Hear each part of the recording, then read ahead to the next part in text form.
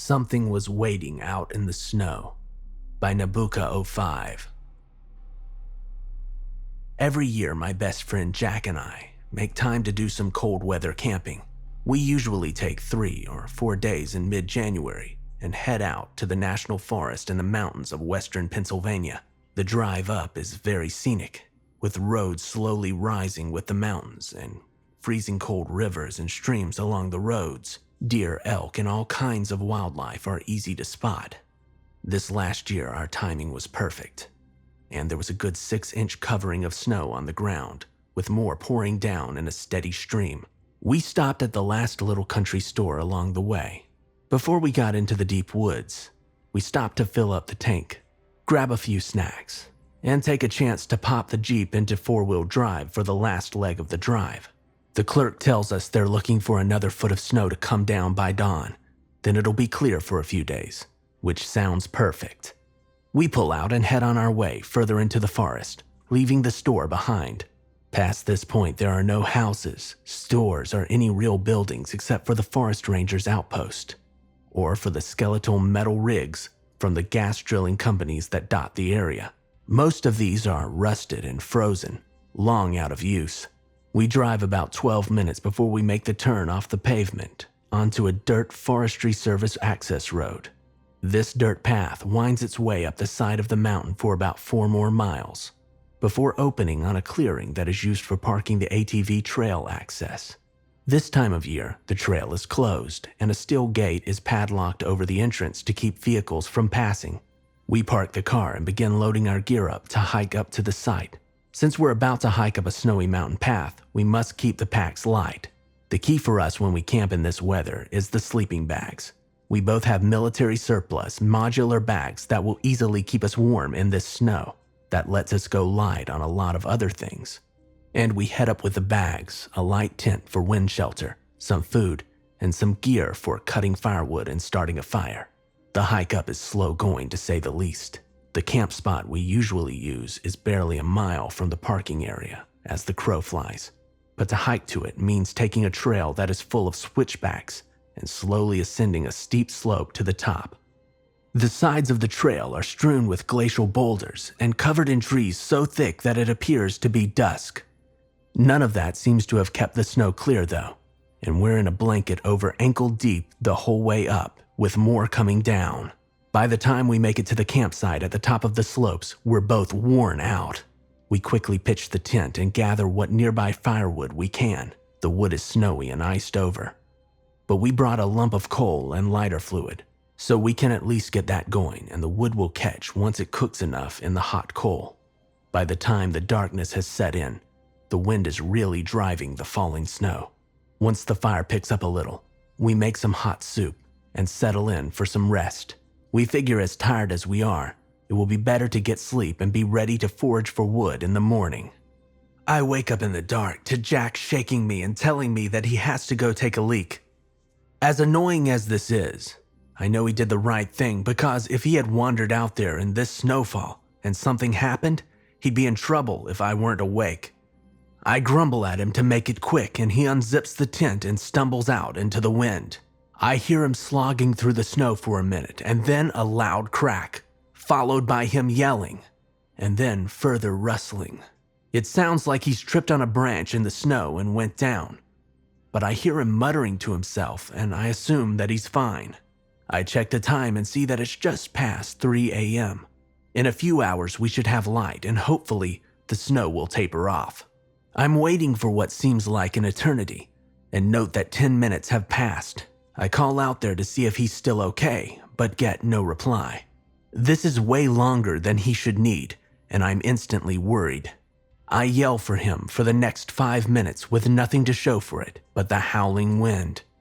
Afraid that this is turning into a serious problem, I crawl out of my bag and yank on my boots and coat. I grab a light and step out into the snow to find him. The snow isn't coming down quite as hard as it was earlier, but combined with the strong winds, the footprints that he left less than 20 minutes ago are already deforming and falling in. I trudge on and come to the spot where he must have fallen. There's a cracked branch sticking up, and the snow looks disturbed here. The problem is there are no further prints. and there's no sign of Jack here. I shine the light around through the trees around me, and I scream his name. I stay still and try to listen intently for any sign of him over the wind and the sound of the blowing tree branches. I'm about to scream again when I hear a faint sound coming from the trees a little further on. I hurry through the snow as fast as I can, trying to make out the sound. It sounds like a stream of static, sort of like a radio that isn't tuned in correctly. There's another sound under it, but I can't make it out. As I approach the section of trees the noise seems to be coming from, I pan my light around the area and stop in my tracks. Hanging from the branch is what I can only describe as some kind of large sack. It's pear-shaped, and probably almost 9 feet from the bottom to the thinnest part at the top, where it seems to meld to the branch that it hangs from. Just the sight of the thing gives me a feeling of dread. I move slowly towards it, noting that it seems to be organic, moist, translucent, covered in something thick like mucus. There's a strange odor in the air around it. It's metallic, somewhat like WD-40 or an old machine shop.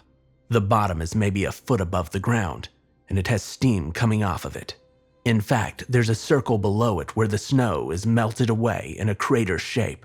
It becomes clear to me that this is the source of the sound that I'm hearing. I shine my light on it and I get a closer look. And what I see explodes through my mind like a bomb. The top of the sack looks like it contains a sleeping bag, just like the ones we brought. The sack is hard to see through in places, but I follow the shape downwards, and I can clearly see that there's a body in the bag. The body is bunched up around the waist, but the midsection is bare skin with strips of cloth stuck to it, what appears to be bits of a shirt. As I watch, the thick fluid in the sack slowly churns, and a dark band of it passes over the stomach. After it goes by, the shirt is now a solid sheet of fabric, fully formed at the bottom, and I recognize it as the one Jack was wearing when he went to sleep earlier. I stand there in horror for a minute as this dark band passes by several times, seeming to weave cloth and flesh as it goes. In my stupor, I had all but forgotten about the sound. I'm reminded when the static is joined by a quick click, and then I hear... It was Jack's voice. It was coming through the static. It has a quality to it like he's using a walkie-talkie or something. Just then, another click sounds, followed by a mild hum, and my eyes are drawn lower to where the head should be. Instead, the shoulders seem to melt into a glob of flesh-colored clay. Now, a dull, bluish-tinted glow begins to burn from somewhere inside the lump. The glob glows dully, and in it I can see what looks like traces of circuitry. The click sounds again, and I hear Jack's voice saying, "Oh, what?"